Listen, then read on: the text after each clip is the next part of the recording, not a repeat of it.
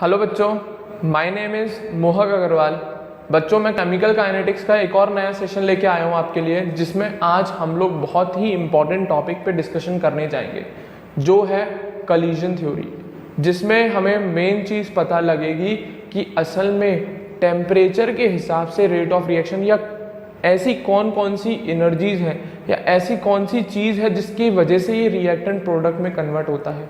तो असल में बच्चों, जब भी कोई एक रिएक्शन चलती है तो उसमें क्या होता है कि उसके जो रिएक्टेंट होते हैं वो आपस में कोलाइड करते हैं। क्या करते हैं? आपस में लड़ाई होती है, कोलिजन होते हैं उनके, तब जाके वो लोग प्रोडक्ट में कन्वर्ट होते हैं। तो असल में कोई भी केमिकल रिएक्शन है, उन सब में उनके रिएक्टेंट्स के बीच में क्या होता है? कोलिजन होता है, जिसके बाद ही वो लोग प्रोडक्ट में कन्वर्ट होते हैं। तो उसी कोलिजन को, उसी सक्सेसफुल कोलिजन को हम लोग इस कोलिजन थ्योरी से एक्सप्लेन करने की कोशिश करेंगे। तो शुरू करने जा रहा हूँ, ध्यान से सुनिएगा। सारा कंसंट्रेशन आपका वीडियो पर ही होना चाहिए, तभी समझ में आएगी चीज़ें, और उम्मीद कर रहा हूँ आप लोग नोट्स ज़रूर बना रहे होंगे। क्लियर है? तो शुरू कर रहा हूँ मैं, ध्यान से सुनिएगा। कोलिजन थ्योरी किसके बारे में बात कर रहे हैं अपन बच्चों? कोलिजन थ्योरी बहुत ही नया टॉपिक है, इंटरेस्टिंग टॉपिक है, मज़ा आएगा पढ़ने में। बहुत सिंपल है, मेरे साथ साथ चलोगे तो सारी चीज़ें कंफर्म होती चलेंगी। ठीक है ना? सुनिएगा। According to this theory, when a reaction occurs, जब भी कोई रिएक्शन होती है तो collision amongst the reactant molecules are essential, and because of this higher molecularity reactions are rare. ये बहुत इंपॉर्टेंट पॉइंट है। पहले क्या समझना है आपको कि ये कोलिजन थ्योरी का कंसेप्ट क्या है। इसका कंसेप्ट सीधा सीधा ये है भाई, इसने बोला जब भी कोई रिएक्शन होती है तो उसमें जब रिएक्टेंट प्रोडक्ट में कन्वर्ट होते हैं तो उससे पहले रिएक्टेंट्स के बीच में कोलिजन होते हैं। क्या होते हैं? रिएक्टेंट्स के बीच में कोलिजन होते हैं। क्लियर है? तो वही लिखा है। According to this theory, when a reaction occurs, then collision amongst the reactant molecules are essential, मतलब important। बिना कोलिजन हुए कोई भी रिएक्टेंट प्रोडक्ट में कन्वर्ट नहीं हो रहा, और इसी कोलिजन होने की वजह से हायर मॉलिक्यूलैरिटी की रिएक्शंस बहुत कम मिलती हैं। हायर मॉलिक्यूलैरिटी मतलब 3 मॉलिक्यूलैरिटी हो जाए, 4 हो जाए, तो भाई कोलिजन होने की प्रोबेबिलिटी हायर मॉलिक्यूलैरिटी में कम होती है। क्योंकि सीधी बात है, एक मॉलिक्यूल अकेला है तो वो दीवारों से कोलिजन कर सकता है, सबसे कॉमन चीज़ है, कर ही सकता है।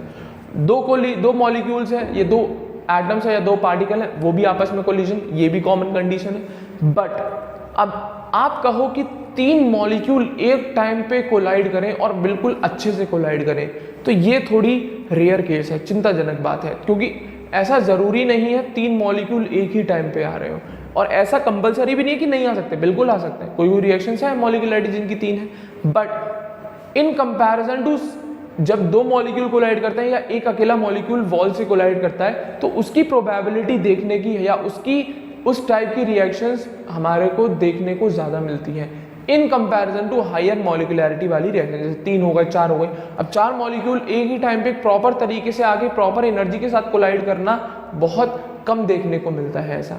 इसीलिए कोलिजन एक एसेंशियल कंडीशन है किसी रिएक्शन को कंप्लीट होने के लिए या किसी रिएक्टेंट को प्रोडक्ट में कन्वर्ट होने के लिए। तो कोलिजन अप्रॉक्सीमेटली या जनरली हम मानते हैं अकेला मॉलिक्यूल वॉल के साथ मोस्ट प्रोबेबल कोलिजन दिखते हैं, या 2 मॉलिक्यूल आपस में जाके कोलाइड करें तो वो भी हमें प्रोबेबल कंडीशन आराम से देखने को मिल जाती है। बट अब आप कहें कि 3 मॉलिक्यूल आके कोलाइड करें या 4 या 5 मॉलिक्यूल एक ही टाइम पे कोलाइड करें, तो इस टाइप के कोलिजन देखना बहुत रेयर केसेस हैं।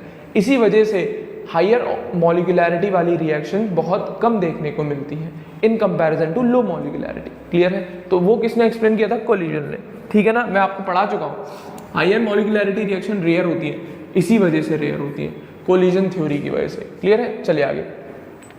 This is due to the fact that simultaneous collision amongst 3 और 4 मॉलिक्यूल्स आर रेयरली ऑब्जर्व्ड। तो ये इसीलिए बोल रहा है कोलिजन थ्योरी कि क्योंकि 3 या 4 मॉलिक्यूल का एक पर्टिकुलर सेम टाइम पे कोलाइड करना बहुत रेयर है, इसी वजह से हाई मॉलिक्यूलैरिटी वाली रिएक्शंस ऑब्जर्व कम होती हैं in comparison to low molecularity. Clear है? तो अब यही जरूरी नहीं है कि केवल कोलिजन हो जाए, कोलिजन भी हमें देखने पड़ते हैं कि सक्सेसफुल है या अनसक्सेसफुल, क्योंकि हर कोलिजन तो प्रोडक्ट नहीं बनाता बच्चों, ये गारंटी है, लिख के रख लो। रिएक्शन चल रही है, रिएक्टेंट कोलाइड कर रहे हैं, और ऐसा नहीं है कि हर कोलिजन एक सक्सेसफुल कोलिजन है मतलब प्रोडक्ट में कन्वर्ट हो रहा हो, क्योंकि कोई भी परफेक्ट नहीं है, आप हम कोई भी चीज़ परफेक्ट नहीं है, अनसर्टेनिटी सब में रहती है। तो ये कोलिजन थ्योरी ने भी अपनी कंसिडरेशन में रखा कि हर कोलिजन एक सक्सेसफुल कोलिजन नहीं होता, सक्सेसफुल कोलिजन के लिए कुछ क्राइटेरिया बना दिए इन्होंने। क्लियर है? तो सारे के सारे रिएक्टेंट एक ही बार में प्रोडक्ट में कन्वर्ट नहीं होते, कुछ कोलिजन्स उनके सक्सेसफुल होते हैं, कुछ अनसक्सेसफुल होते हैं। सीधी बात है, सक्सेसफुल का मतलब वो प्रोडक्ट बन जाएंगे, और जिनमें नहीं हुआ वो रिएक्टेंट की फॉर्म में ही रह जाएंगे, क्योंकि रिएक्शन धीरे धीरे ही आगे चलती है। तो वही लिखा है। तो जैसे कि हमने एक हाइपोथेटिकल इक्वेशन मान ली A2 + B2 forms 2AB। Clear है? हाँ है ना? तो ऐसा जरूरी नहीं है कि A2 के सारे मॉलिक्यूल्स B2 के साथ सक्सेसफुली कोलाइड कर रहे होंगे, कुछ सक्सेसफुल होंगे, कुछ अनसक्सेसफुल। हमें मतलब किससे है? सक्सेसफुल कोलिजन से, क्योंकि वही कोलिजन प्रोडक्ट में आके कन्वर्ट कर देंगे इन रिएक्टेंट्स को। तो वही लिखा है, not all collisions between reactant molecules are effective और सक्सेसफुल। क्या मतलब है इफेक्टिव और सक्सेसफुल का मतलब? गिव्स प्रोडक्ट या कन्वर्ट्स इनटू प्रोडक्ट। तो इन रिएक्टेंट के बीच में हर कोलिजन सक्सेसफुल नहीं है, कुछ है तो कुछ नहीं है। और साथ ही साथ इन्होंने सक्सेसफुल कोलिजन की रेट भी बता दी। Out of million collisions only few collisions are effective. बहुत कम, ना के बराबर। मिलियन कोलिजन्स चल रहे होंगे, उनमें से कुछ ही कोलिजन सक्सेसफुल होते हैं, मतलब रिएक्टेंट उनके प्रोडक्ट में कन्वर्ट हो जाएंगे। तो इन शॉर्ट रेट स्लो है इनकी, किसी किसी में मिलियन कोलिजन में थोड़े ज़्यादा सक्सेसफुल मिल रहे हैं, किसी में कम सक्सेसफुल, बट ये नहीं है कि हर कोलिजन सक्सेसफुल होगा। तो ये जब A2 इस B2 के साथ कोलाइड करेगा तो डेफिनेटली कंडीशन अनसर्टेनिटी रहती है, हो भी सकता है सक्सेसफुल कोलिजन और नहीं भी। क्लियर है? और इसने रेट भी बता दी कि जब मिलियन कोलिजन होते हैं तब उनमें से कुछ कोलिजन सक्सेसफुल होते हैं, मतलब कुछ ही रिएक्टेंट प्रोडक्ट में कन्वर्ट हो पाते हैं, सारे रिएक्टेंट एक टाइम पे प्रोडक्ट में कन्वर्ट नहीं हो पाते। ये थी छोटी सी कोलिजन थ्योरी। क्या बोला कि जब भी कोई रिएक्शन होती है तो उसके रिएक्टेंट सबसे पहले झगड़ते हैं, कोलिजन करते हैं, टकराते हैं एक दूसरे से, और अगर सक्सेसफुल कोलिजन है तभी प्रोडक्ट में कन्वर्ट होता है, अन्यथा नहीं। और हायर मॉलिक्यूलैरिटी का रेयरली मिलना यही कारण है कि एक टाइम पे 3 या 4 मॉलिक्यूल या उससे ज़्यादा मॉलिक्यूल का कोलिजन साइमल्टेनियस और सक्सेसफुल नहीं होता। जब भाई 2 ही मॉलिक्यूल टकराने में क्या हो रहा है, मिलियंस में से कुछ हो रहे हैं, तो 3 या 4 की तो प्रोबेबिलिटी और कम होगी। तो वही बोल रहा है कोलिजन थ्योरी। क्लियर है? अब दूसरे पॉइंट क्या आता है? अब बात आती है सर कि ये आप सक्सेसफुल कोलिजन का क्राइटेरिया कुछ तो बताओ कि हमें कैसे पता लगेगा कि कौन से रिएक्टेंट सक्सेसफुल कोलिजन कर पाएंगे और कौन कौन से नहीं कर पाएंगे। तो बच्चों सक्सेसफुल और इफेक्टिव कोलिजन के कुछ क्राइटेरिया बना दिए गए हैं। अजम्पशन है, मतलब थ्योरेटिकल है, कोई प्रैक्टिकली ऐसे नहीं होता, थ्योरेटिकली मान के चल रहे हैं, ये सारी चीजें थ्योरेटिकल चल रही हैं, अज्यूम कर रखी हैं। एक्चुअल में देखा तो किसी ने नहीं, ये देख रहे हैं, आप देख सकते हो कि मॉलिक्यूल से टकराता हुआ दिख जाएगा, ये तो फालतू की बात है। थ्योरेटिकल अजम्पशंस है, मान लिए गए कि अगर ऐसा होता तो ही हम मानते हैं सक्सेसफुल कोलिजन। तो थ्योरेटिकल कंसेप्ट है, कोई आंखों से देख नहीं सकता ऐसे मॉलिक्यूल्स को टकराते हुए। क्लियर है? तो वही मैं बात कर रहा हूं। अब मेजर पॉइंट आता है कि ये इफेक्टिव कोलिजन किस कंडीशन में होता है।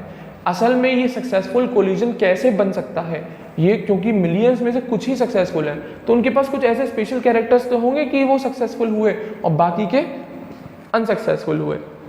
सीधी बात है, बच्चे लाखों में बैठते हैं कंपटीशन में, सेलेक्ट कुछ ही होते हैं, सेलेक्ट कुछ ही होते हैं।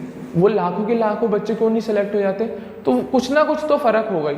इसी तरीके से मिलियंस ऑफ कोलिजन्स होते हैं और उनमें से कुछ ही सक्सेसफुल होते हैं, तो उनके पास कुछ ऐसा स्पेशल कैरेक्टर तो है, या उन्होंने मेहनत ज़्यादा करी, या कुछ और कंडीशंस है कि वो सक्सेसफुल हो गए और बाकी के इतने सारे सक्सेसफुल नहीं हुए। सीधी बात है, बिल्कुल वही हिसाब जैसे कंपटीशन फाइट करने जाते हैं हम लोग, लाखों बच्चे बैठते हैं, उनमें से कुछ हजारों ही सेलेक्ट होते हैं। क्लियर है? तो उन हजारों में ऐसी क्या स्पेशल बात है कि वो बाकी के बच्चों में नहीं है? डेफिनेटली उन्होंने मेहनत ज़्यादा करी होगी, उनकी रिवीजन ज़्यादा होगी, XYZ कुछ भी हो सकता है। क्लियर है? इसी तरीके से सक्सेसफुल कोलिजन की बात है, तो कुछ मॉलिक्यूल्स तो सक्सेसफुल कोलिजन कर गए और major amount of molecule successful collision नहीं करे। क्यों? क्योंकि उन मॉलिक्यूल के पास कुछ ऐसे कैरेक्टर्स थे जो उन्हें सक्सेसफुल बना रहे हैं। जैसे कि वो कैरेक्टर सुनो। सबसे पहला ओरिएंटेशन बैरियर। बच्चों ये बैरियर के हिसाब से दे रखे हैं, 2 ही दिखा रहा हूं, orientation barrier and energy barrier, नाम दिख गए होंगे आपको। दो बैरियर होते हैं या दो रुकावटें जिनको अगर ये मॉलिक्यूल्स ओवरकम कर जाएं तो उनका कोलिजन सक्सेसफुल हो जाएगा। यही दो रुकावटें, थोड़ा सा और ऊपर कर दूं, एक सेकंड रुकिएगा। यही दो रुकावटें हैं, पहला ओरिएंटेशन बैरियर और दूसरा एनर्जी। यही दो बैरियर्स को अगर ये मॉलिक्यूल्स क्रॉस कर जाते हैं तो डेफिनेटली वो कोलिजन सक्सेसफुल हो जाती है। सबसे पहला बैरियर है मेजर ओरिएंटेशन, कि असल में जब दो मॉलिक्यूल टकरा रहे हैं तो उनकी ओरिएंटेशन कि किस बेसिस, किस तरीके से, किस एंगल पे, किस हिसाब से वो उनका कोलिजन हो रहा है, क्योंकि कोलिजन बहुत तरीके, side wise, head on, X Y Z और भी कंडीशन। तो हमें कौन सा सक्सेसफुल कोलिजन के लिए ओरिएंटेशन चाहिए? बच्चों सक्सेसफुल कोलिजन के लिए ओरिएंटेशन होता है head on. Head on collision होगा तभी एक ओरिएंटेशन बैरियर प्रॉपर माना जाता है कि मॉलिक्यूल ओवरकम कर जाएंगे। बहुत ज़्यादा एनर्जी की रिलीज होती है, ठीक है ना, तो वही लिखा है। For a successful collision orientation of reactant molecule must be proper. Proper मतलब कैसा? हेड ऑन कोलिजन चाहिए। कैसा चाहिए? हेड ऑन कोलिजन चाहिए। कोई दिक्कत? कैसा कोलिजन चाहिए होता है हमें? हेड ऑन कोलिजन चाहिए होता है। जैसे कि सपोज करो X2 और Y2 के मॉलिक्यूल में कोलिजन हुआ, X2 और Y2 के मॉलिक्यूल्स में कोलिजन हुआ, तो सारे कोलिजन इफेक्टिव नहीं है इनके, कुछ ही कोलिजन इफेक्टिव है। पहला क्या हुआ? ये X2 अपने एटम्स में टूटा, ये Y2 अपने एटम्स में टूटा। अब इसके एटम ने इसके साथ हेड ऑन कोलिजन किया, इसी तरीके से इसके एटम ने इसके साथ एक और हेड ऑन कोलिजन दिया, तभी तो 2xy कंडीशन मिल रही है। ये X2 plus Y2 forms 2xy, definitely ये टूटा होगा, ये टूटा होगा और इनके एटम्स आपस में हेड ऑन कोलिजन करेंगे, तभी उसे एक इफेक्टिव कोलिजन माना जाएगा। क्लियर है? कैसे? इनके एटम्स में टूटे पहले और फिर हेड ऑन कोलिजन हुए, तब ये XY दो मॉलिक्यूल बन गए। तो इस टाइप के कोलिजन हेड ऑन है और इफेक्टिव कोलिजन है, तभी आपका एक XY मॉलिक्यूल दो बन के आ जाएंगे आपके पास। क्लियर है? इसी तरीके से और भी तो प्रोबेबिलिटी है, और भी तो ओरिएंटेशन हो सकते हैं कि सारे के सारे मॉलिक्यूल्स तो इस तरीके से कोलाइड करेंगे नहीं, बिल्कुल नहीं करेंगे। मिलियंस में से कुछ ही मॉलिक्यूल्स में ये काम हो रहा होगा। क्लियर है कि X2 अपने एटम से टूटा, Y2 टूटा, X का एटम Y का एटम जब आया कोलाइड किया XY, तो ऐसी कंडीशन आना मिलियंस में से फ्यू कंडीशन में आया होगा। कुछ ही एटम्स कुछ ही मॉलिक्यूल X2 और Y2 के इस तरीके से कोलाइड करेंगे, सारे के सारे नहीं करेंगे। सारी कर रहे होते तो बात ही क्या होती। क्लियर है? तो इसी टाइप के कोलिजन को हमने क्राइटेरिया दे दिया इफेक्टिव कोलिजन। बट अब और भी तो ओरिएंटेशन से कोलाइड कर रहे हैं, बिल्कुल, जैसे XX और YY कंप्लीट है, मॉलिक्यूल डायरेक्ट रिएक्ट करा, अब एटम में नहीं टूटा, इधर से X रिएक्ट किया, इधर से Y, तो आपको दो मॉलिक्यूल XY के मिल पाएंगे? आपको दो मॉलिक्यूल XY के मिल पाएंगे? नहीं मिल पाएंगे।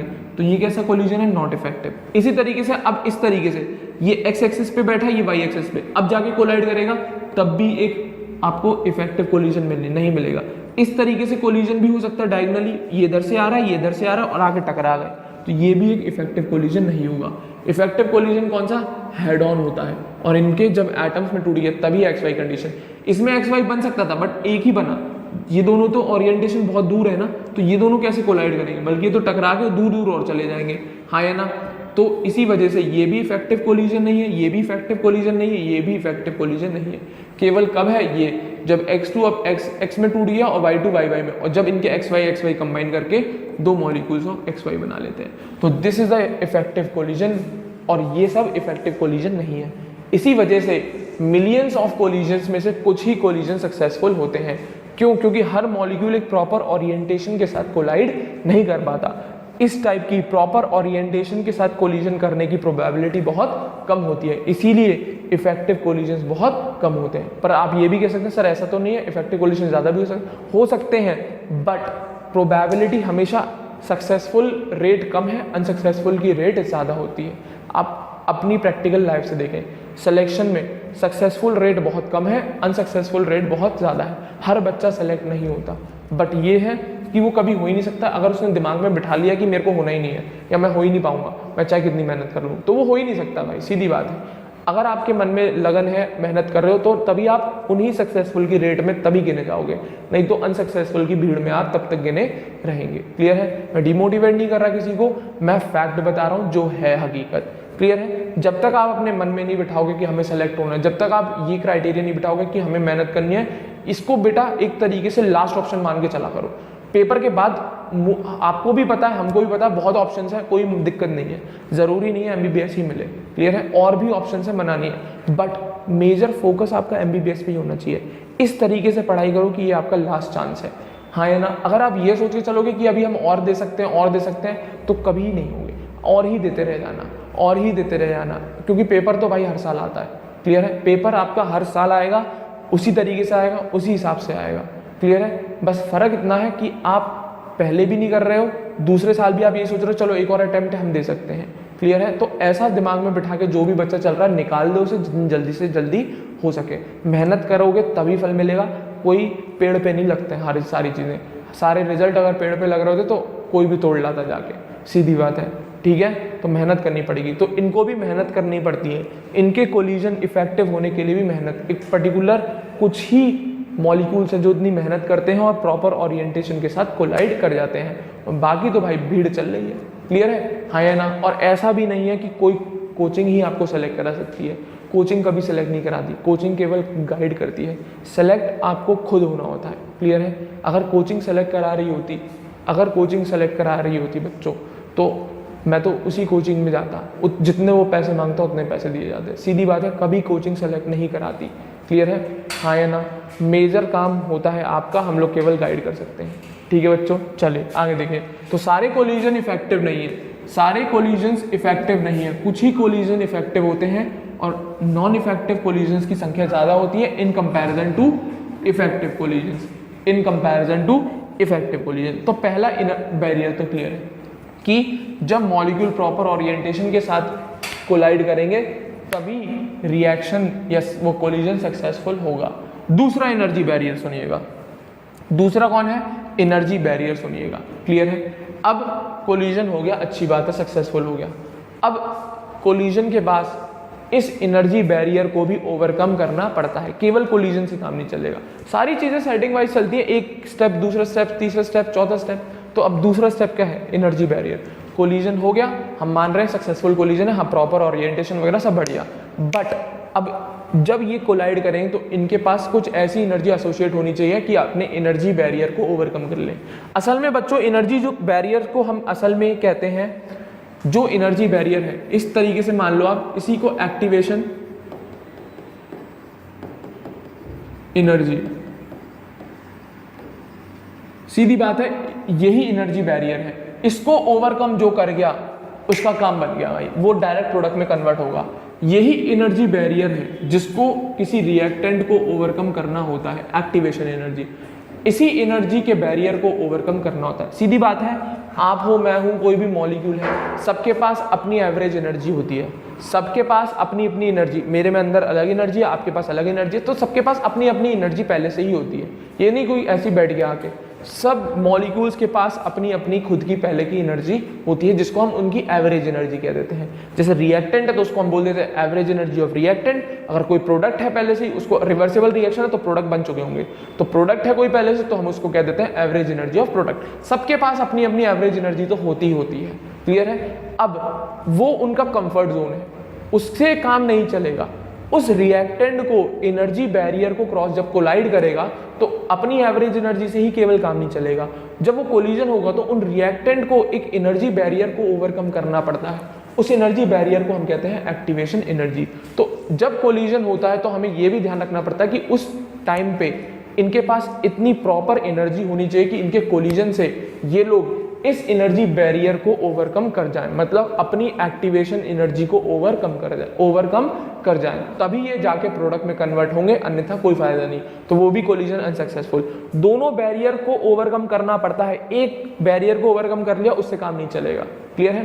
तो कोलिजन पहले प्रॉपर हो गया अच्छे से, तो अब साथ ही साथ इस कोलिजन में जब ये कोलिजन हो रहा है तो इन रिएक्टेंट के पास इतनी एनर्जी एसोसिएट हो जानी चाहिए कि ये अपने इस एनर्जी बैरियर को छलांग मार सके, इस एनर्जी बैरियर को ओवरकम कर सके, और वो एनर्जी बैरियर का नाम है एक्टिवेशन एनर्जी।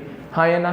तो अब सपोज करो ये रिएक्शन लिख देता हूं मैं इसके लिए, ये असल में रिएक्शन है, रिएक्टेंट कन्वर्ट्स इनटू प्रोडक्ट की। क्या है? Reactant converts into product. मान लो ना यार ऐसे।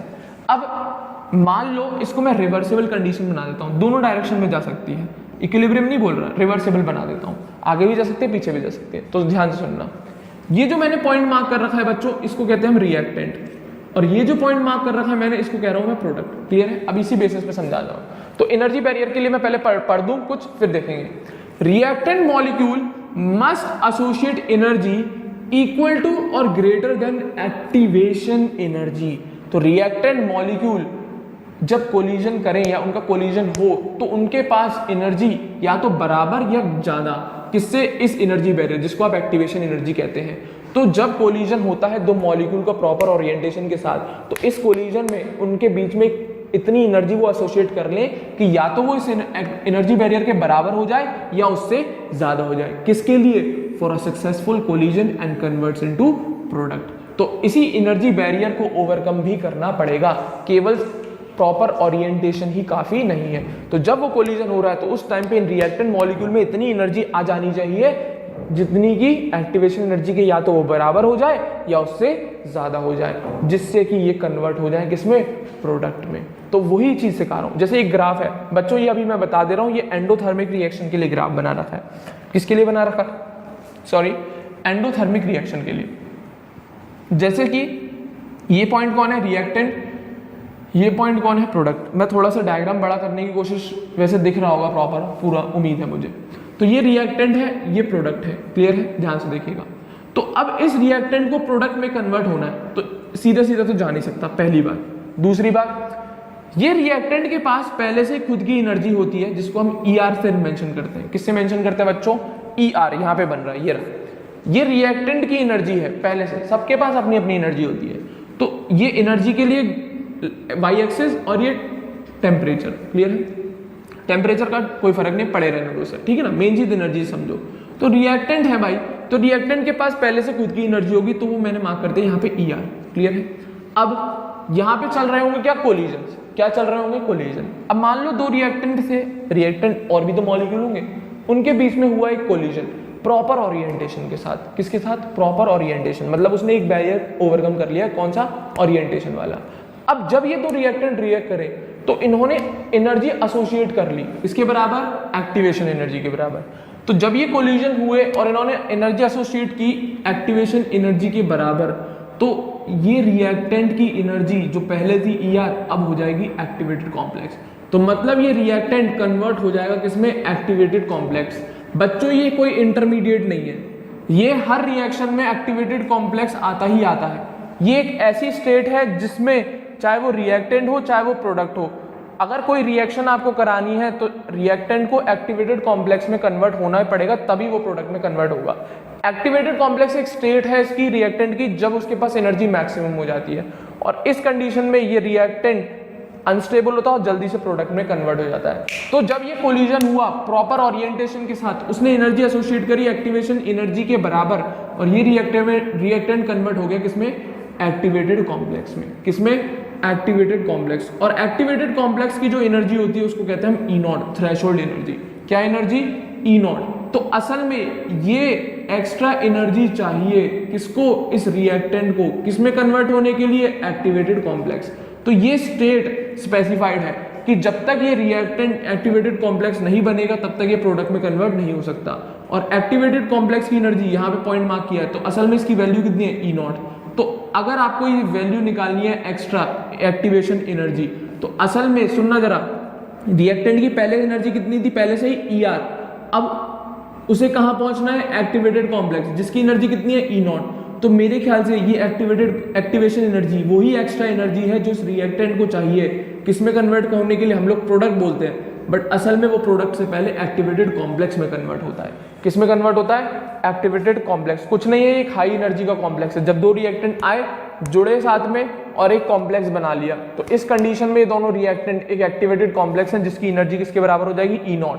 और इस ER से E0 तक पहुंचने के लिए उसे कितनी एनर्जी ओवरकम करनी है? एक्टिवेशन एनर्जी के बराबर। तो ये कोलिजन प्रॉपर ओरिएंटेशन के साथ साथ इनमें इतनी एनर्जी एसोसिएट हो जानी चाहिए, या तो वो EA के बराबर हो जाए नहीं तो उससे ज्यादा हो जाए। तो बराबर की हम बात कर रहे हैं एक लिमिट की, तो ये EA के एसोसिएट करके E0 के बराबर या एक्टिवेटेड कॉम्प्लेक्स में कन्वर्ट हो गया, तभी ये रिएक्शन या तभी ये कोलिजन सक्सेसफुल होगा। केवल ओरिएंटेशन ही नहीं, इसको एनर्जी भी प्रॉपर तरीके से एक्स्ट्रा एनर्जी बैरियर को भी ओवरकम करना होगा। इसी तरीके से अगर रिएक्शन रिवर्सिबल और प्रोडक्ट को कन्वर्ट होना है रिएक्टेंट में, किसको कन्वर्ट होना है? प्रोडक्ट को कन्वर्ट होना है, तो प्रोडक्ट के पास पहले से खुद की एनर्जी कितनी है? EP। एक्टिवेटेड कॉम्प्लेक्स की एनर्जी कितनी है, ई नॉट। तो अब प्रोडक्ट को एक्टिवेटेड कॉम्प्लेक्स बनाना पड़ेगा तभी वो रिएक्टेंट में, रिवर्सिबल रिएक्शन है, बैकवर्ड जाना है। तो प्रोडक्ट के पास पहले खुद की एनर्जी कितनी है, ईपी, एक्टिवेटेड कॉम्प्लेक्स की एनर्जी कितनी है, ई नॉट। तो प्रोडक्ट को अपनी पोजीशन से एक्टिवेटेड कॉम्प्लेक्स तक जाने में कितनी एक्स्ट्रा एनर्जी चाहिए, ई ए डैश। तो असल में ये भी एक एक्टिवेशन एनर्जी, ये भी एनर्जी बैरियर है, बस फर्क ये है ये बैकवर्ड रिएक्शन के लिए है और ये ई ए फॉरवर्ड रिएक्शन के लिए है। रिएक्टेंट से प्रोडक्ट के लिए एनर्जी बैरियर कितना है, ई ए, और प्रोडक्ट से रिएक्टेंट के लिए एनर्जी बैरियर कितना है, ई ए डैश। जरूरी नहीं है बराबर हो, डिफर कर सकता है। क्लियर है? तो ये था कंसेप्ट। तो इसमें सारी एनर्जीज में मेंशन कर रहा हूं। रिएक्टेंट की energy E R, average energy of reactant, EP average energy of product, E A activation energy for forward reaction. यही एनर्जी बैरियर ओवरकम करना है किसको, रिएक्टेंट को। कब, कोलिजन के बाद। E A dash activation energy of backward reaction. ये energy वो बैरियर है जो किसको ओवरकम करना है, प्रोडक्ट को। कौन सी रिएक्शन के लिए, बैकवर्ड रिएक्शन के लिए, जब प्रोडक्ट रिएक्टेंट में कन्वर्ट होगा। ई नॉट थ्रेशोल्ड एनर्जी किसकी, एक्चुअल में एक्टिवेटेड कॉम्प्लेक्स की एनर्जी है ये, इतनी एनर्जी होनी चाहिए। यहाँ पे जीरो वैल्यू हो गई ना, यहाँ पे इसकी ई नॉट वैल्यू हो गई। तो यही एनर्जी, थ्रेशोल्ड एनर्जी कुछ नहीं, एक्टिवेटेड कॉम्प्लेक्स की एनर्जी है। किसकी एनर्जी है, एक्टिवेटेड कॉम्प्लेक्स की एनर्जी। तो चाहे रिएक्टेंट हो चाहे प्रोडक्ट हो, रिएक्शन कंप्लीट करने से पहले ये लोग एक्टिवेटेड कॉम्प्लेक्स में बनते हैं। जब भी रिएक्टेंट से प्रोडक्ट कन्वर्ट होना होता है या प्रोडक्ट से रिएक्टेंट, तो इस स्टेट को पार करके ही जाना। एक तरीके से चौराहा है बीच का। जैसे सपोज करो आपको इस कॉलोनी से दूसरी कॉलोनी जानी है, तो रोड बीच में जो जा रही है उसे क्रॉस करना पड़ेगा। तो उसी टाइप का ये चौराहा है जिसको इन दोनों को क्रॉस करना पड़ेगा अगर इसको प्रोडक्ट बनना और इसको रिएक्टेंट बनना है तो। और डेल्टा एच क्या है अब डेल्टा एच है पूरा इस प्रोसेस में जितना एनर्जी में चेंज आया है, रिएक्टेंट से प्रोडक्ट बनने के टाइम पे एनर्जी में जो चेंज आया है उसको कहते हैं हम डेल्टा एच। क्लियर है? जैसे इसी बेसिस पे आप पता लगाते हो थर्मोडायनेमिक्स में एंडोथर्मिक एंड एक्सोथर्मिक, तो इसी डेल्टा एच की वैल्यू अब हम मेंशन करेंगे। क्लियर है? ये डेल्टा एच क्या है, चेंज इन एंथैल्पी और एनर्जी। तो इस पूरे प्रोसेस में कितना एनर्जी में चेंज आया है उसकी बात होती है डेल्टा एच। क्लियर है? अब डायग्राम थोड़ा साफ कर दिया। अब कैसे निकाल सकते हैं डेल्टा एच? डेल्टा एच बच्चों दो तरीके से निकाला जा सकता है। देख जरा डेल्टा एच कौन सा डिफरेंस है, इस वाला और ये वाला गैप। तो मैं दो फॉर्मूले लिख रहा हूं, देखियो सही है कि नहीं। निकल जाएगा डेल्टा एच, चेक कर, मेरे ख्याल से निकल जाना चाहिए। मैं रफ करके और साइज से लिख देता हूं डेल्टा एच। मेरे ख्याल से फॉर्मूला सही होगा डेल्टा एच का, चेक कर ले formula. EP minus E R, तो ये डिफरेंस आ जाएगा आपका। इसमें से इसको हटा दे तो डेल्टा एच। ये क्या है, ईपी, ये क्या है, ई आर, क्या बचा, डेल्टा एच। एक और तरीके से आप निकाल सकते हो डेल्टा एच, थोड़ा नीचे लिखता हूं इसे यहां पे। कैसे निकाल सकते हैं?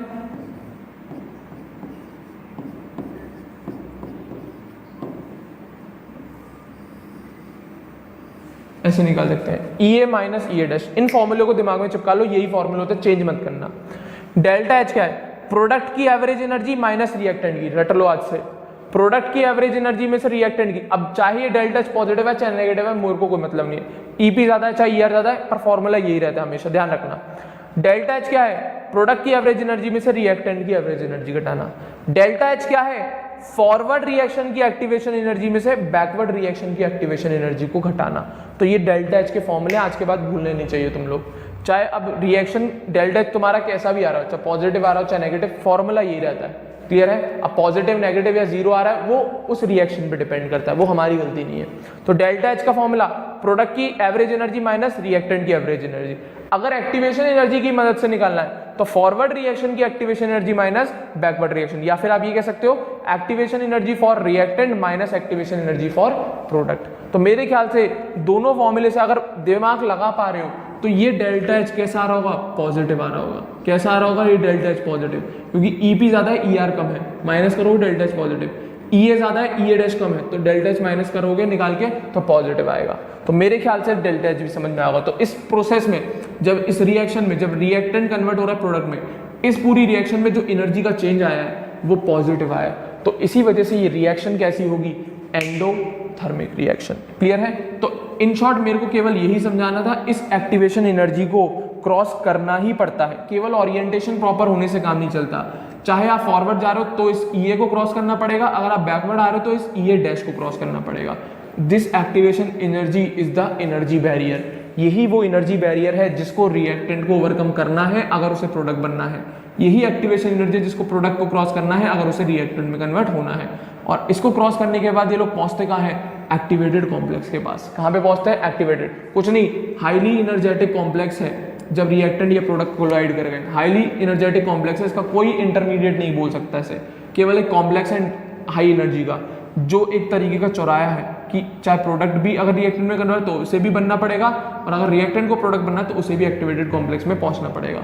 थोड़ी देर रुकता है, हाई एनर्जी होती है, ये अनस्टेबल होता है तो फटाक से प्रोडक्ट में और फटाक से रिएक्टेंट में किसी में भी कन्वर्ट हो सकता है। आपको देखना है कि फॉरवर्ड करा रहे हैं रिएक्शन या बैकवर्ड करा रहे हैं। चलिए, तो मेरे ख्याल से यहाँ तक सारी बातें की हो। EA क्या है? अगर EA निकालना है तो E0 माइनस ER, अगर EA डैश निकालना है तो E0 माइनस EP कर लीजिएगा। दोनों फॉर्मूले लिख दिए। Energy barrier, activation energy. Delta H के लिए दोनों फॉर्मूले EP माइनस ER और EA माइनस EA डैश, खत्म बात। तो इस ग्राफ के अकॉर्डिंग डेल्टा H के साथ पॉजिटिव, तो रिएक्शन कैसी है? एंडोथर्मिक। इसी तरीके से एक्सोथर्मिक का भी ग्राफ बना सकते हैं, बिल्कुल बना सकते हो। देखो जरा एक्सोथर्मिक का ग्राफ, ध्यान से देखिए, सारी चीजें वही है, बस फर्क है थोड़ा ग्राफ की रिएक्टेंट और प्रोडक्ट की पोजीशन में, ठीक है ना। रिएक्टेंट यहाँ पे बैठा है, अब प्रोडक्ट नीचे बैठा है, क्लियर है। तो activation energy for forward reaction, EA dash for backward reaction, clear है। ER क्या है? Average energy of reactant. EP क्या है? Average energy of product. ये क्या है? एक्टिवेटेड कॉम्प्लेक्स की एनर्जी। तो इस रिएक्टेंट को इतनी एनर्जी मिले या कोलिजन के बाद इतनी एनर्जी एसोसिएट कर ले तो ये एक्टिवेटेड कॉम्प्लेक्स बना के प्रोडक्ट में कन्वर्ट हो जाएगा। बैकवर्ड जाना है तो प्रोडक्ट को इतनी एक्टिवेशन एनर्जी या इस एनर्जी बैरियर को क्रॉस करना पड़ेगा, एक्टिवेटेड कॉम्प्लेक्स बनेगा, तब वो रिएक्टेंट में कन्वर्ट होगा। तो अब पूछा जाता है इसका डेल्टा H कैसे निकालोगे? सेम फॉर्मूला, डेल्टा H बराबर EP माइनस ER, मेरे ख्याल से दिख रहा होगा। EP कैसा है? कम है ER से, तो डेल्टा H कैसा आएगा? नेगेटिव। आप चाहे एक्टिवेशन एनर्जी के हिसाब से भी निकाल सकते हो। क्या होता है? EA minus EA dash. कम कौन है? EA, ज्यादा कौन है? EA डैश, ठीक है ना। तो ये भी कैसा आएगा? नेगेटिव। तो डेल्टा H का फॉर्मूला मत बदल देना, क्लियर है। EP माइनस ER और EA माइनस EA डैश। अगर आपको अब EA निकालना है तो activation energy for forward reaction क्या करोगे? E0 माइनस ER, और बैकवर्ड रिएक्शन के लिए एक्टिवेशन एनर्जी निकालनी है EA डैश, तो क्या करोगे? E0 माइनस EP, खत्म बात, दैट्स ऑल। तो EA और EA डैश यही है एनर्जी बैरियर। तो कोलिजन ओरिएंटेशन सही है, अच्छी बात है, पर उन्हें एनर्जी बैरियर को भी क्रॉस करना पड़ेगा, तभी वो एक सक्सेसफुल कोलिजन मानी जाएगी, तभी वो रिएक्शन के product reactant convert into product, clear है।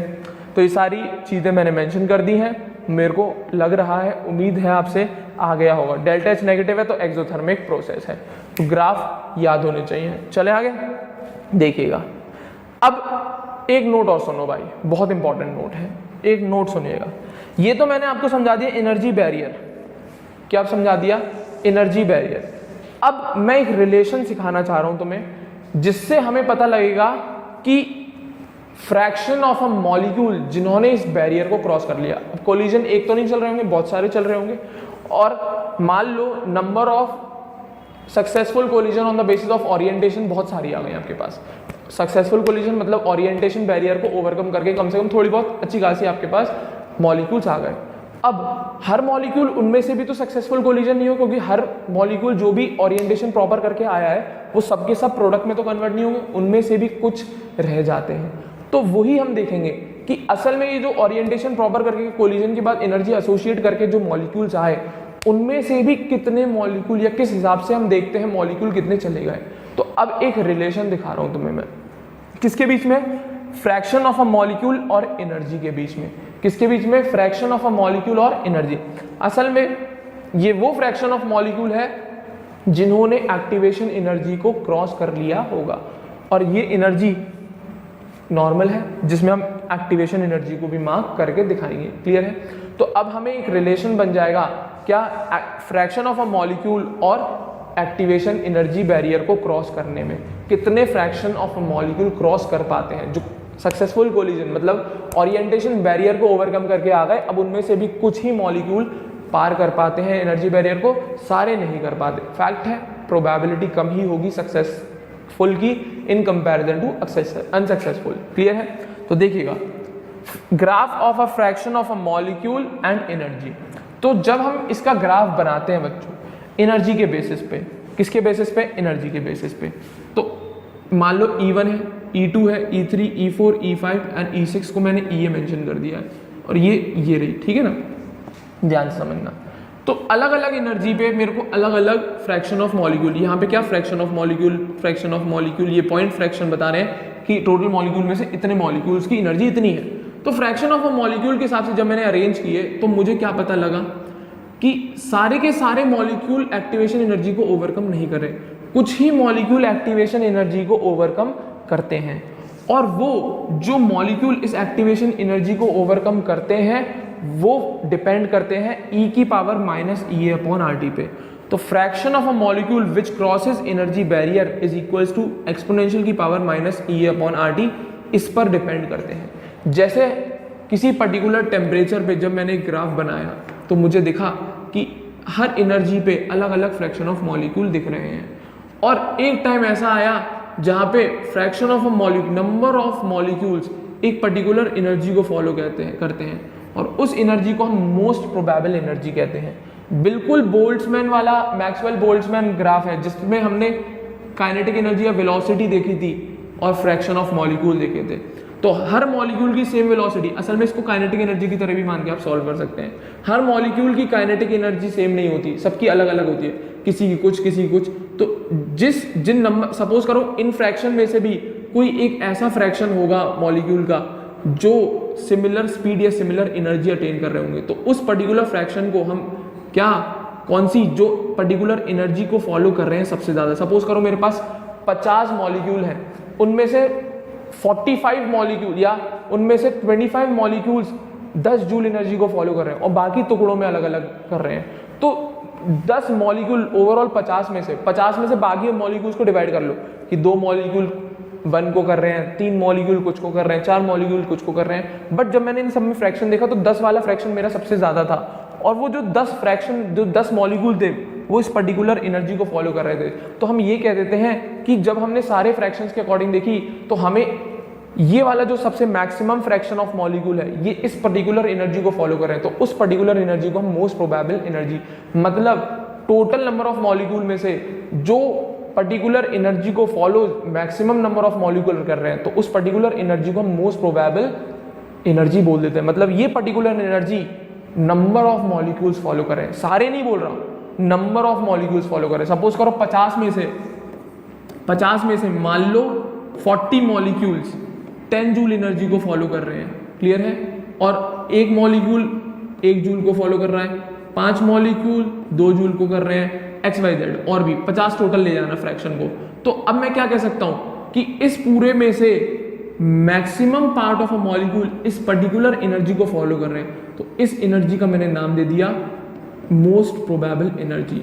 मतलब टोटल में से मैक्सिमम फ्रैक्शन एक particular most of the part of a molecule इस एनर्जी को फॉलो कर रहे हैं, तो मतलब ये एक ऐसी एनर्जी है जो इस टोटल नंबर ऑफ मॉलिक्यूल में से ज़्यादातर मॉलिक्यूल इस एनर्जी को फॉलो कर रहे हैं। तो मेरे ख्याल से यहाँ पे fraction of a molecule maximum है और ये टोटल मॉलिक्यूल्स हैं, तो ये मैक्सिमम फ्रैक्शन है, मतलब ओवरऑल मॉलिक्यूल में से सबसे ज़्यादा नंबर ऑफ मॉलिक्यूल्स इस एनर्जी को फॉलो कर रहे हैं, तो डेफिनेटली ये एनर्जी मोस्ट प्रोबेबल एनर्जी होगी। बट इसको एक्टिवेशन एनर्जी नहीं कहते, क्लियर है। अब बात आती है एक्टिवेशन एनर्जी की, तो ये भी बात सही है कि हर मॉलिक्यूल इस एनर्जी को अटेन नहीं कर पाएगा, बिल्कुल डेफिनेट है, हर मॉलिक्यूल इस एनर्जी को अटेन नहीं कर पाएगा, but maximum number of molecule इसको अटेन कर लेते हैं। पर हमें तो इससे मतलब नहीं है, हमें मतलब है इससे। तो जो फ्रैक्शन ऑफ मॉलिक्यूल जिन्होंने इस एनर्जी बैरियर को ओवरकम किया उसकी वैल्यू हम इस फॉर्मूले से फाइंड करते हैं। Fraction of a molecule which crosses energy barrier is equal to exponential की पावर -EA अपॉन RT। ये जो फॉर्मूला है, इस फॉर्मूले से हम ये पता लगाते हैं कि नंबर ऑफ या फ्रैक्शन ऑफ मॉलिक्यूल जिन्होंने इस एनर्जी को क्रॉस कर लिया, इस पर्टिकुलर दीवार को क्रॉस कर लिया, उसका जो फ्रैक्शन है, उसकी जो वैल्यू है वो इस फॉर्मूले से कैलकुलेट करी जाती है, क्लियर है। मेरे ख्याल से इमेजिन करो किसी केस में इतने फ्रैक्शन है, किसी केस में और ज़्यादा फ्रैक्शन ऑफ मॉलिक्यूल क्रॉस कर रहे हैं, तो डेफिनेटली उससे आप रेट को कंपेयर कर सकते हो, डेफिनेटली आप उससे रेट को कंपेयर कर सकते हो। तो केवल ये ग्राफ इतना बता रहा है कि नंबर ऑफ मॉलिक्यूल या फ्रैक्शन ऑफ मॉलिक्यूल जो एक्टिवेशन एनर्जी को क्रॉस करते हैं वो जरूरी नहीं है मैक्सिमम हो, क्लियर है, वो कुछ ही मॉलिक्यूल क्रॉस करते हैं, ज़्यादातर मॉलिक्यूल क्रॉस नहीं कर पाते हैं। बट एक और एनर्जी है जिसको हम मोस्ट प्रोबेबल एनर्जी कहते हैं, वो एक्टिवेशन एनर्जी नहीं होती। वो असल में वो एनर्जी है जो ओवरऑल नंबर ऑफ मॉलिक्यूल में से मैक्सिमम नंबर ऑफ मॉलिक्यूल जिसे फॉलो कर रहे हैं या जिनकी वो एनर्जी है उसको कहते हैं मोस्ट प्रोबेबल, पर उसका एक्टिवेशन एनर्जी से कोई लेना देना नहीं है। तो एक्टिवेशन एनर्जी ये एक एनर्जी बैरियर है जिसको कुछ ही मॉलिक्यूल क्रॉस कर पाते हैं। तो उन्हीं फ्रैक्शन ऑफ मॉलिक्यूल को कैलकुलेट करने के लिए फॉर्मूला है, fraction of molecule which crosses energy barrier is equal to E exponential की power minus E upon R T. E भी क्या है, मोस्ट प्रोबेबल एनर्जी, ई क्या है, एक्टिवेशन एनर्जी बैरियर या एक्टिवेशन एनर्जी। तो वो फ्रैक्शन ऑफ मॉलिक्यूल जो इसे पार करेगा वो इस फॉर्मूले से निकाला जाता है। तो अगर मैं एक काम करूं इसमें, अब ये तो मैंने किसी पर्टिकुलर टेम्परेचर पे, अब मैंने थोड़ी कारस्तानी करी, अब मैं रिलेशन देखना चाह रहा हूँ। क्या देखना चाह रहा हूँ? रिलेशन। फ्रैक्शन ऑफ मॉलिक्यूल का फॉर्मूला वापस चिपका दिया। अब मैंने ई की पावर माइनस थी तो मैंने उसको पॉजिटिव करके लिख लिया जिससे आपको आसानी हो जाए। 1 अपॉन ई की पावर ई अपॉन आर टी, वो सेम ही बात है, चाहे आप इसे ई की power minus E upon R T लिख लो। तो क्लियर है? तो फॉर्मूला मैंने वापस कॉपी किया, मुझे पता है इस फॉर्मूले के हिसाब से चलना है मुझे आगे। क्लियर है? तो अब मैंने दो डिफरेंट टेम्परेचर लिए, एक लिया मैंने T2, एक लिया मैंने T1 और मेंशन कर दिया T2 वैल्यू ज़्यादा है T1 से।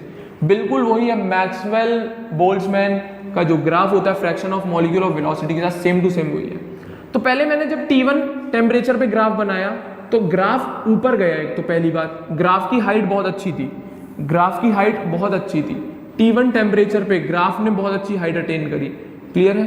और इस तरीके से वो नीचे आया और इसको मैं मार्क कर रहा हूँ एक्टिवेशन एनर्जी। और T1 टेम्परेचर पे जो मोस्ट प्रोबेबल एनर्जी है वो ये रही, EMP1 मेंशन कर दिया। क्या कर दिया? EMP1 मोस्ट प्रोबेबल एनर्जी ये गई E1 टेम्परेचर पे। क्लियर है? इसी तरीके से दूसरा ग्राफ बनाया मैंने T2 टेम्परेचर पे, तो उसमें क्या मुझे एक अलग सी चीज मेंशन हुई, ग्राफ की हाइट डिक्रीज कर गई। दूसरी बात, ग्राफ आगे शिफ्ट हो गया, ग्राफ आगे शिफ्ट हो गया, मतलब उसका पीक पहले वाले पीक से थोड़ा आगे आ गया, मतलब उसकी मोस्ट प्रोबेबल एनर्जी थोड़ी बढ़ गई, मतलब वो फ्रैक्शन ऑफ मॉलिक्यूल जो इस एनर्जी को फॉलो कर रहे होंगे वो बढ़ गए। बट एक बहुत अच्छी बात है, बट सर आपका जो T1 टेम्परेचर पे फ्रैक्शन ऑफ मॉलिक्यूल थे वो तो ज़्यादा हो गए दूसरी कंडीशन में, T2 के साथ तो बल्कि बढ़ना चाहिए, ऐसा कुछ नहीं होता। क्लियर है? टेम्परेचर बढ़ने के साथ मोस्ट प्रोबेबल एनर्जी बढ़ती है, इसी वजह से फ्रैक्शन ऑफ मॉलिक्यूल घट जाते हैं, क्योंकि इस पर्टिकुलर एनर्जी को हर मॉलिक्यूल फॉलो नहीं कर पाता। तो टेम्परेचर के अकॉर्डिंग जो इनिशियली T1 टेम्परेचर पे जितने मॉलिक्यूल फॉलो कर पा रहे थे इस एनर्जी को, अब जरूरी नहीं है कि उतने ही मॉलिक्यूल T2 टेम्परेचर पे इस एनर्जी को फॉलो कर पाए, उनमें से कुछ मॉलिक्यूल रह जाते हैं। सीधी बात है, आप रेस करवा रहे हो मोटे लोगों में और पतले लोगों में, आपने उनकी वेलोसिटी फिक्स कर दी, मोटे भी उतनी वेलोसिटी से भाग सकते हैं, कैपेसिटी है उनके पास, और पतले लोग भी भाग सकते हैं। अब दूसरी कंडीशन में तुमने एक विसल बजाई और बोला आप तेज भागो, अब भाई मोटे लोग जितनी स्पीड से भाग सकते हैं उतनी से ही तो भाग पाएंगे, बट जो पतले लोग हैं वो तेजी से भाग सकते हैं, तो डेफिनेटली गैप आ गया। तो टोटल नंबर ऑफ बच्चों में से मोटे भी हैं पतले भी हैं, तो उनको जब आप मिनिमम वेलोसिटी भागा रहे हो तो सब भाग रहे हैं आराम से, सब बराबर बराबर लेवल पे नंबर ऑफ स्टूडेंट्स इस मिनिमम वेलोसिटी को अचीव कर सकते हैं। बट जब आपने टेम्परेचर बढ़ाया, कुछ उन पे एक्शन किया और आपने टेम्परेचर बढ़ाने की वजह से उनकी एनर्जी बढ़ा दी, तो आप किसी की एनर्जी उसकी लिमिट तक ही तो बढ़ा सकते हो, अपने मन चाहने से तो बढ़ा नहीं सकते। तो अब मोटे लोगों को कितना ही बढ़ा लो बट वो पतले लोगों का कंपटीशन नहीं कर पाते, जनरली बता रहा हूँ, वैसे मत लीजिए कोई अदरवाइज। तो इन शॉर्ट डेफिनेटली जब आपने टेम्परेचर बढ़ाया, एनर्जी बढ़ाई, तो फ्रैक्शन ऑफ अ मॉलिक्यूल जो इस एनर्जी को अटेन कर लेंगे वो डेफिनेटली डिक्रीज करेंगे। अगर आपने टेम्परेचर बढ़ाया, मोस्ट प्रोबेबल एनर्जी बढ़ी, तो डेफिनेटली फ्रैक्शन ऑफ मॉलिक्यूल कम होगा, क्योंकि T1 टेम्परेचर पे इस एनर्जी को जो फ्रैक्शन ऑफ मॉलिक्यूल अटेन कर पा रहे थे, अब T2 टेम्परेचर पे इस एनर्जी को वही सारे मॉलिक्यूल नहीं अटेन कर सकते। डेफिनेट कंडीशन है, उनमें से कुछ ही मॉलिक्यूल इसको अटेन कर पाएंगे, क्योंकि उनमें मोटे लोग भी पतले लोग भी हैं, और आपने एनर्जी बढ़ा दी, पतले लोग तो तेजी भाग लेंगे पर मोटे लोग उतने ही रह जाएंगे, उनकी वेलोसिटी में या उनकी एनर्जी में उतना चेंज नहीं आएगा। तो इसलिए टेम्परेचर बढ़ाने पे पहली बात मोस्ट प्रोबेबल एनर्जी बढ़ेगी, डेफिनेटली टेम्परेचर और एनर्जी डायरेक्टली है, और फ्रैक्शन ऑफ मॉलिक्यूल घटेंगे, तो डेफिनेटली ग्राफ नीचे होता है और आगे शिफ्ट हो जाता है, ग्राफ की हाइट कम होती है और आगे शिफ्ट हो जाता है ग्राफ। इसी वजह से तो T2 टेम्परेचर बढ़ाने के साथ साथ फ्रैक्शन ऑफ अ मॉलिक्यूल जो इस एनर्जी बैरियर को क्रॉस करते हैं वो भी ज्यादा हो जाते हैं। पहली कंडीशन में कितने मॉलिक्यूल क्रॉस कर रहे थे देख जरा, इतने मॉलिक्यूल, ये रेड वाला ग्राफ जो मैंने रेड कलर से कलर कर दिया है, ये थे, इस एरिया को देख ले, पॉइंट ये रहा मार्क है, यहां से चेक कर लेना। तो जब T1 टेम्परेचर था, टेम्परेचर कम था, तो फ्रैक्शन ऑफ मॉलिक्यूल क्या है, कम है। अब टेम्परेचर T2 कर दिया, ग्राफ नीचे हुआ और आगे बढ़ गया, आगे बढ़ गया। तो अब ग्रीन कलर से मेंशन कर रहा हूं मैं, किस कलर से मेंशन कर रहा हूं, ग्रीन कलर से। अब जो फ्रैक्शन ऑफ मॉलिक्यूल अटेन करेंगे एक्टिवेशन एनर्जी को, वो अब होगा इतने, देखो जरा बढ़ गए कि नहीं बढ़ गए, पहले से डेफिनेटली बढ़ जाएंगे, और फॉर्मूले के से भी प्रूव करके दिखा दूंगा। ये तो मैंने कर दिया आपको ग्राफ से प्रूव, डेफिनेटली बढ़ जाएंगे। नंबर ऑफ मॉलिक्यूल जो टेम्परेचर बढ़ाने के साथ एक्टिवेशन एनर्जी को क्रॉस कर रहे थे, वो डेफिनेटली इंक्रीज कर जाएंगे इन कंपैरिजन टू पहले के। तो ये प्रूव कर सकते हैं हम इस फॉर्मूले से। तो अब इतने मॉलिक्यूल क्रॉस करेंगे, क्या, अब इतने फ्रैक्शन ऑफ मॉलिक्यूल क्रॉस करेंगे उसी सेम एक्टिवेशन एनर्जी को टेम्परेचर इंक्रीज कराने पर, और ये चीज इस फॉर्मूले से प्रूव हो सकती है। कैसे, दिमाग लगा।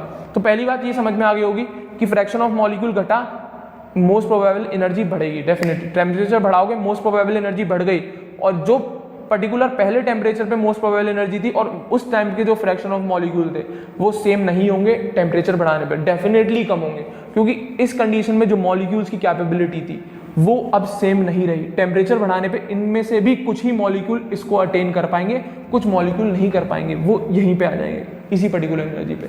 तो ये जो पर्टिकुलर पहले की एनर्जी थी, तो यहाँ के सारे मॉलिक्यूल्स ने ये वाली एनर्जी अटेन नहीं करी। तो क्या टेम्परेचर बढ़ाने के साथ ये सारे फ्रैक्शन, कुछ वो मॉलिक्यूल, सारे मॉलिक्यूल्स नहीं अटेन कर पाते एनर्जी, उनमें से कुछ ही मॉलिक्यूल अटेन कर पाएंगे ये वाली एनर्जी, और कुछ मॉलिक्यूल सिमिलर एनर्जी के साथ यहीं पे बैठे रह जाएंगे। तो इसी वजह से टेम्परेचर बढ़ाने के साथ ग्राफ नीचे हो जाता है, फ्रैक्शन ऑफ मॉलिक्यूल कम हो जाते हैं जो मोस्ट प्रोबेबल एनर्जी को अटेन कर पाएंगे, और ग्राफ थोड़ा आगे शिफ्ट हो जाता है, क्योंकि एनर्जी बढ़ेगी तो ग्राफ तो आगे शिफ्ट हो गई, और उसके फ्रैक्शन ऑफ मॉलिक्यूल जो अब मोस्ट प्रोबेबल एनर्जी को अचीव कर रहे थे वो कम हो जाएंगे। क्यों, क्योंकि यहाँ पे हर वैरायटी का मॉलिक्यूल है, मोटे भी हैं पतले भी हैं। मान लो ना यार, तो पतले लोग तो अचीव कर ले आते हैं, पर मोटे लोग अपनी मजबूरी से बेचारे परेशान हैं, वो नहीं बढ़ा पाते, तो इसीलिए फ्रैक्शन ऑफ मॉलिक्यूल कम होंगे और ये ग्राफ थोड़ा आगे शिफ्ट हो जाएगा। और अब एक्टिवेशन एनर्जी को जो क्रॉस करने वाले मॉलिक्यूल्स होंगे वो भी बढ़ जाएंगे पहले कंपैरिजन में। क्लियर है? तो मोस्ट प्रोबेबल एनर्जी वाला कंसेप्ट समझ में आ गया। अब मैं समझा रहा हूँ activation energy on the basis of this formula. Clear है? रफ कर रहा हूँ ये सारी चीजें, ध्यान से देखिएगा। अब बात आती है कि टेम्परेचर बढ़ने पर कैसे बढ़ गया आपके भाई number of fraction of molecules. Fraction of molecule जो एनर्जी बैरियर को क्रॉस करते हैं वो इस तरीके से डिपेंड करते हैं टेम्परेचर। देखो जरा, टेम्परेचर बढ़ाओ, दिमाग लगाना, टेम्परेचर बढ़ेगा तो ये पावर घट जाएगी पूरी, E/RT है, क्योंकि पावर क्या है, E/RT। अगर मैं T बढ़ाऊंगा तो ये वाली वैल्यू घट जाएगी कि नहीं घट जाएगी, ये तो पढ़ा होगा बचपन में, डिनोमिनेटर बढ़ाओगे तो वैल्यू डिक्रीज कर जाएगी, तो वैल्यू घट गई। अब पावर घट गई तो E की पावर कम है, E की पावर ही तो है ये, और ये पावर क्या हो गई, कम हो गई, तो डेफिनेटली E की पावर कम, तो E का मैग्नीट्यूड भी तो कम ही आएगा, इस E का मैग्नीट्यूड भी तो कम ही आएगा। अब मैग्नीट्यूड कम आया तो 1 डिनोमिनेटर कम हो गया, तो डेफिनेटली ये पूरा टर्म इंक्रीज कर जाएगा। क्या किया, पावर को पहले देखो, टेम्परेचर बढ़ाया, पावर घटी, पावर घटने की वजह से इस E की तो है ये पावर, तो E की वैल्यू घट गई, E की वैल्यू घट गई तो मतलब इस फॉर्मूले में डिनोमिनेटर घट गया, इस फॉर्मूले में डिनोमिनेटर घट गया, मतलब ये पूरी वैल्यू बढ़ गई होगी। तो इन शॉर्ट टेम्परेचर बढ़ाने पे फ्रैक्शन ऑफ मॉलिक्यूल जो इस एनर्जी बैरियर को क्रॉस कर रहे थे वो बढ़ गए, जो कि मैंने इस एरिया से मेंशन कर दिया।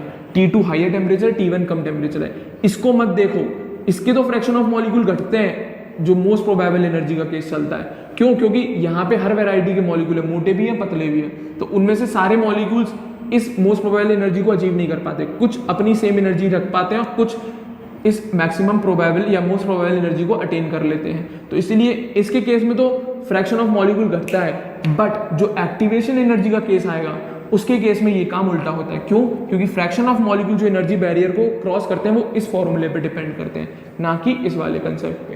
क्लियर है? तो मेरे ख्याल से यहाँ तक सारी बातें कंफर्म होंगी, तो मैं पॉइंट भी दिखा रहा हूँ। तो वही लिखा है, जैसे जैसे टेम्परेचर बढ़ता है, जैसे जैसे टेम्परेचर बढ़ता है पावर ऑफ E घटती है, समझ में आ गया? तो पावर घटेगी तो वैल्यू ऑफ E घटेगी, तो ये घट गया तो ये पूरा टर्म बढ़ गया, तो मतलब fraction of molecule which crosses energy barrier increase कर जाएंगे। That's the concept. मेरे ख्याल से यहाँ तक सारी बातें कंफर्म होगी। तो इन शॉर्ट ये बात आपको समझ में आ गई, जो कोलिजन हो रहे हैं, जो नंबर फ्रैक्शन ऑफ मॉलिक्यूल, जो नंबर ऑफ मॉलिक्यूल है जो इस एनर्जी बैरियर को क्रॉस कर रहे हैं, T1 के कंपैरिजन में T2 में ज्यादा करें, तो डेफिनेटली T1 के केस में रेट कम होगी और T2 के केस में रेट ज्यादा होगी, क्योंकि सक्सेसफुल कोलिजन T2 के केस में ज्यादा होगा इन कंपैरिजन टू T1, मतलब T2 के केस में ज्यादा प्रोडक्ट बनेगा इन कंपैरिजन टू T1। तो ज्यादा प्रोडक्ट कब बनेगा? जब रेट तेज चल रही होगी, जब रिएक्शन तेज चल रही होगी। तो असल में ये जो फ्रैक्शन ऑफ मॉलिक्यूल है रेट को ही एक्सप्रेस करते हैं। किसको एक्सप्रेस करते हैं? रेट को। असल में मैं सी को बताऊंगा कि इसी पे डिपेंड करती है रेट। क्लियर है? चलिए आगे देखिएगा। तो वही लिखा है fraction of molecule which crosses energy barrier, आगे फॉर्मूला। तो अब फ्रैक्शन ऑफ मॉलिक्यूल ही असल में क्या बता रहा है? रेट को बता रहा है। तो फ्रैक्शन ऑफ मॉलिक्यूल जो एनर्जी बैरियर को क्रॉस कर रहे हैं वो असल में रेट को बता रहा है। तो जितने ज्यादा करेंगे उतनी तेज रिएक्शन चलेगी। अब रेट किस पे डिपेंड करती है? रेट कांस्टेंट पे डेफिनेटली। रेट किस पे डिपेंड करती है? अगर जीरो ऑर्डर है मान लो, रेट कांस्टेंट पे डिपेंड करा दी मैंने, तो रेट की जगह मैं रेट कांस्टेंट लिख सकता हूं। तो रेट कांस्टेंट डायरेक्टली प्रोपोर्शनल क्या हो गया? ई की power minus E upon R T. Proportional हटेगा तो कांस्टेंट लगेगा, तो के बराबर ए ई की power minus E upon R T. इसी को कहते हो आप आर्हीनियस इक्वेशन, इसी को कहते हो आप आर्हीनियस इक्वेशन। तो यही फ्रैक्शन ऑफ मॉलिक्यूल और एनर्जी का ग्राफ है जिससे हम डराइव करते हैं आर्हीनियस इक्वेशन, जिससे हम डराइव करते हैं आर्हीनियस इक्वेशन। क्लियर है? मेरे ख्याल से यहाँ तक सारी बातें कंफर्म होंगी। अब भी नहीं आया तो रिवाइंड करके फिर से देख लेना। क्लियर है? तो मोस्ट प्रोबेबल एनर्जी समझ में आ गई कि वो ओवरऑल मॉलिक्यूल में से जो सबसे बड़ा फ्रैक्शन है, जो सबसे बड़ा फ्रैक्शन ऑफ मॉलिक्यूल जिस एनर्जी को फॉलो कर रहा होगा उसी एनर्जी को मोस्ट प्रोबेबल एनर्जी कहते हैं। और एनर्जी बैरियर एक्टिवेशन एनर्जी वो एनर्जी है जिसको हम सक्सेसफुल कोलिजन की कंडीशन मानते हैं, कि मतलब मॉलिक्यूल्स को इस एनर्जी को ओवरकम करना पड़ेगा तभी प्रोडक्ट में होगा। और मेरे ख्याल से मोस्ट प्रोबेबल एनर्जी और एक्टिवेशन एनर्जी में जमीन आसमान का फर्क है। और मोस्ट प्रोबेबल एनर्जी वो एनर्जी है जो मैक्सिमम फ्रैक्शन या सबसे बड़ा फ्रैक्शन ऑफ मॉलिक्यूल फॉलो कर रहा है। और एक्टिवेशन एनर्जी के साथ ऐसा नहीं है, जरूरी नहीं है वो मैक्सिमम फ्रैक्शन अटेन कर रहा हूँ, उसकी वैल्यू थोड़ी कम ही रहती है, क्योंकि सक्सेस रेट हमेशा अनसक्सेस की रेट से ज़्यादा रहता है, जैसे कि आप जानते हैं, प्रैक्टिकल लाइफ में भी चेक कर लीजिएगा। क्लियर है? तो वो फ्रैक्शन ऑफ मॉलिक्यूल जो एक्टिवेशन एनर्जी को क्रॉस करेगा वो किस पे, क्या फॉर्मूला किस पे डिपेंड करता है? ई की power minus E upon R T. Exponential condition है, ठीक है ना? चलूँ क्या मैं आगे? मेरे ख्याल से आर्हीनियस इक्वेशन का डेरिवेशन कंफर्म होगा, फ्रैक्शन ऑफ मॉलिक्यूल क्लियर होंगे, हाँ या ना? तो अब मैं बात कर रहा हूँ थ्रेशोल्ड एनर्जी की वापस से। थ्रेशोल्ड एनर्जी वो minimum energy required to form an activated complex या एक्टिवेटेड या ट्रांजिशन स्टेट और फॉर सक्सेसफुल कोलिजन। क्लियर है? मेरे ख्याल से क्लियर होगी। तो एक्टिवेटेड कॉम्प्लेक्स की एनर्जी को ही हम थ्रेशोल्ड एनर्जी कहते हैं। तो वो मिनिमम एनर्जी जो किसके लिए चाहिए? एक्टिवेटेड कॉम्प्लेक्स बनाने के लिए, सक्सेसफुल कोलिजन के लिए। एक्टिवेटेड कॉम्प्लेक्स क्या है? Highly energetic complex which is formed by successful collision. This complex is unstable and readily converts into product. तो मैं वहीं पे आगे जो ग्राफ पढ़ाए थे, क्लियर है? थ्रेशोल्ड एनर्जी एक्टिवेटेड कॉम्प्लेक्स की एनर्जी होती है। और एक्टिवेटेड कॉम्प्लेक्स क्या होता है? एक हाई एनर्जेटिक कॉम्प्लेक्स जो कब बनता है? जब दो रिएक्टेंट या दो प्रोडक्ट एक सक्सेसफुल कोलिजन शो करते हैं, और ये कॉम्प्लेक्स की एनर्जी ज्यादा होने की वजह से अनस्टेबल है और ये बहुत जल्दी कन्वर्ट हो जाता है प्रोडक्ट में। अब या तो प्रोडक्ट की साइड से चल रहा होगा तो वो रिएक्टेंट में कन्वर्ट हो जाएगा। क्लियर है? एक्टिवेशन एनर्जी क्या है? Minimum amount of energy required by reactant molecules above its average energy. कौन सी? ER वाली। और required by product molecule above its average energy, मतलब EP से, to form a activated complex और फॉर सक्सेसफुल कोलिजन। दोनों कंडीशन दिखा दी मैंने, फॉरवर्ड भी बैकवर्ड भी। तो वो एक्स्ट्रा एनर्जी या वो मिनिमम, कम से कम वो एनर्जी जो रिएक्टेंट को चाहिए अपनी एवरेज एनर्जी से भी ज्यादा, जिससे वो एक्टिवेटेड कॉम्प्लेक्स बना ले। इसी तरीके से प्रोडक्ट, वो एक्स्ट्रा एनर्जी जो प्रोडक्ट को चाहिए अपनी एवरेज एनर्जी से ज्यादा, जिससे वो एक्टिवेटेड कॉम्प्लेक्स बना ले या सक्सेसफुल कोलिजन कर ले, तभी वो रिएक्शन कंप्लीट होगी, अन्यथा वो रिएक्शन नहीं कंप्लीट होगी। वो रिएक्टेंट रिएक्ट करके प्रोडक्ट नहीं बनाएंगे या वो प्रोडक्ट वापस से रिएक्टेंट को नहीं फॉर्म कर पाएंगे। This was the concept of collision theory. Clear है? और इसी कोलिजन की वजह से हायर मॉलिक्यूलैरिटी वाली रिएक्शन पॉसिबल नहीं होती। और ऐसा नहीं है, फ्रैक्शन ऑफ अ मॉलिक्यूल जो सक्सेस होते हैं उनका रेट या उनकी प्रोबेबिलिटी हमेशा कम होती है इन कंपैरिजन टू जो अनसक्सेसफुल कोलिजन है। जैसा कि आपको ग्राफ ने भी एक्सप्लेन कर दिया, जब ग्राफ बनाते हैं तो जो फ्रैक्शन ऑफ मॉलिक्यूल जो एक्टिवेशन एनर्जी को क्रॉस करते हैं वो हमेशा कम होते हैं इन कंपैरिजन टू जो क्रॉस नहीं कर पाए। आप ग्राफ भी देख चुके थे, टेम्परेचर का इफेक्ट भी दिखा दिया, आर्हीनियस इक्वेशन भी डिराइव करके दिखा दी, और इसी के साथ आपका कोलिजन थ्योरी कंप्लीट करा दिया मैंने। क्लियर है? तो ये कंप्लीट होता है बच्चों आपका कोलिजन थ्योरी। ठीक है? तो उम्मीद कर रहा हूँ समझ में आई होंगी सारी चीज़ें। नहीं आई तो कम से कम 2 या 3 बार सुन लेना, सब कुछ क्लियर हो जाएगा, मेरी गारंटी है। क्लियर है? हाँ या ना? उम्मीद कर रहा हूँ आप लोगों को वीडियो पसंद आया होगा। तो बच्चों, सब बच्चे प्लीज़ ज़रूर लाइक करें मेरी वीडियो को, और हमारे चैनल अग्रबंधु ज्ञान केंद्र को ज़रूर सब्सक्राइब करें। क्लियर है बच्चों? तो अगले सेशन में मैं नए टॉपिक के साथ मिलता हूँ। Thank you very much.